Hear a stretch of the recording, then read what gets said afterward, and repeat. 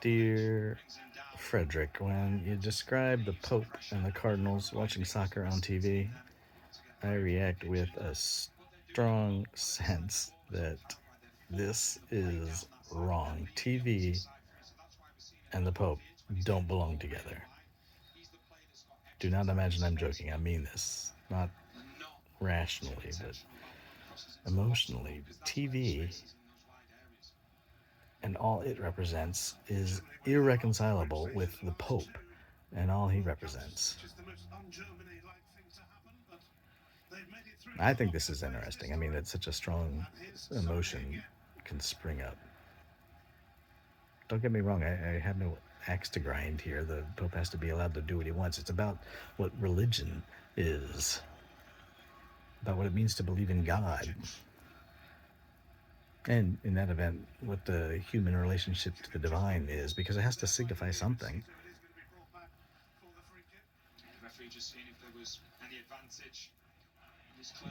I often think,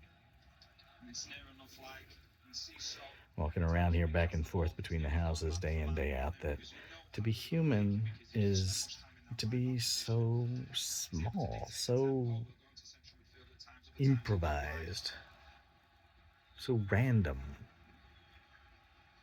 so arbitrary, so somehow hastily assembled. We cut ourselves on tin cans as we open them. We forget where we leave a car key and spend the whole morning looking for it. We miss a bus and run after it, banging on the door while the driver sits inside in the warmth that mostly happens in the winter, shaking his head, probably gloating. A child misses her footing on a trampoline and hits her face on the iron frame and breaks a tooth. We spill coffee on the computer keyboard. We say stupid things to people we don't even like and regret it for days afterward. We forget the stove is on, boil the pan dry. We put so much salt in our food that it's nearly impossible to eat. We cut our hands as we tie up a rose bush blown over in the winter storms. Or we notice too late that the weed we're pulling up is a nettle. This is only a tiny selection of the foolishness that happens everywhere, every single day. Turn it up a notch and think about all the foolishness that results in a fatality. A man wearing a Moomin costume who's knocked down by a car and dies. People who fall and knock their heads on the edge of the bath and die. In winter, people walk onto smooth coastal rocks to see the enormous waves swept into the sea and drown. People who cut down a tree and get crushed to death by it. People who go to sleep drunk and suffocate in their own vomit. People who put a hand into water while holding some kind of electrical appliance. People who stumble down the cellar stairs and die. You know where I'm going. The world is material. It consists of more or less hard surfaces with more or less jagged edges. And we humans move around, never have complete control over our actions. Unforeseen accidents happen all the time, some with fatal outcomes. Not to mention all the misunderstandings that arise, all the vague and downright incorrect knowledge people possess. That is how it is. That is our world. Religion, in this light, is a fantastic discovery, the greatest in the history of mankind, because in religion, we erect a magnificent sky above all this smallness and misery, and then we say, this is the real, the essential, the true existence, or reality. There, in this perfect space, are the perfect creatures, the holy beings, the divine principles. Whether we believe in religion or not, churches were built as holy places, holy zones in the midst of trivial reality. The priest's attire was magnificent, the songs and the music were magnificent, The language, the invocation or interpretation of God, magnificent, and as far away from reality as you can get.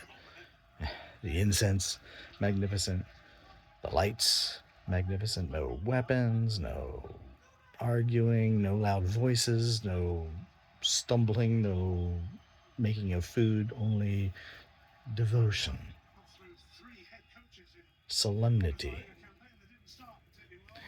It was in these holy edifices that human life was made solemn through the rituals of baptism, marriage, and burial.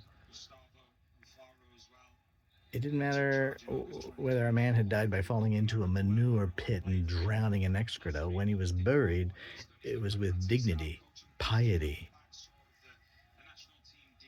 His life was sacred. All our lives were sacred. Humanity was immense, not small. All this was based on something being demonstrated in a particular place. Everyone attended at particular times. It didn't matter if the priest, as soon as he was done, as soon as he was alone, wanked over the bathroom sink, or had worms and pulled down his trousers to scratch his ass, because no one saw. Some probably thought when the priest was giving a sermon that he shits too, but it wasn't said aloud. It wasn't seen. It wasn't present in the holiness. It wasn't a part of it.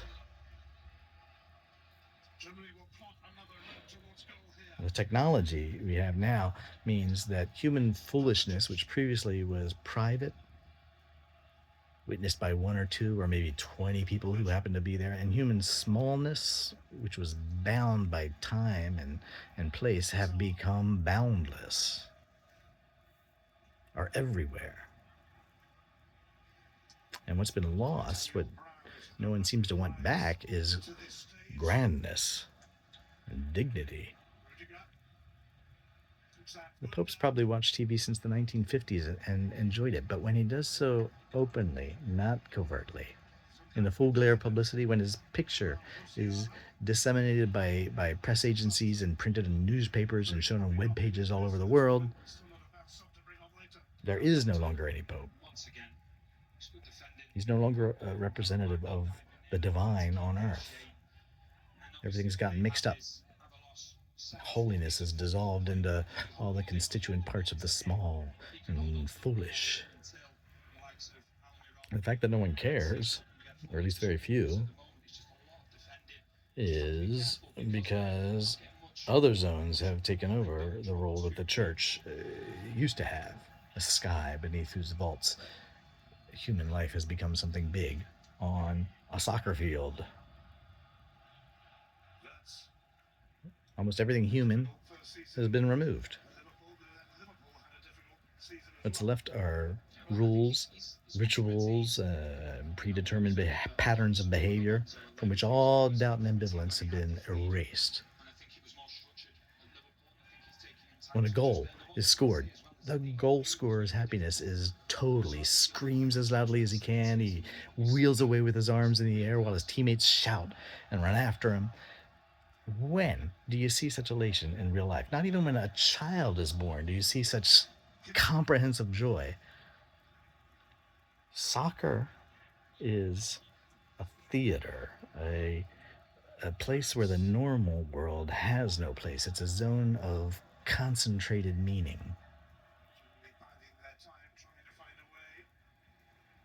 If someone in the street threw a melon in the air and jumped up backward and kicked it upside down in the air like Zlatan did against England, no one would admire the acrobatics. No one would acclaim the acrobat or appreciate the performance because it would be worthless. What a soccer player can do has value only on the field. Everywhere else, soccer matches are worthless. In the same way that pouring water into a child's head is worthless outside a church. The actions have value because they occur in a restricted area in which we say they have value. One might object that actions acts and rituals in church do in fact have a value, whereas acts in a soccer stadium have only a kind of a pseudo value. a substitute for fighting, war. In other words, entertainment. But the structure's the same. That was what became so clear when the Pope was watching soccer on TV, as you described, Frederick. Accordingly, I will close with a prayer. Dear God, let Brazil win against Germany tonight. May the match be good. May the match be even. You can let Germany lead, but don't let them win. Let Brazil win so that they can reach the final. And then let them meet Argentina there, and let Argentina win the cup, for thine is the kingdom and the power and the glory forever. Amen.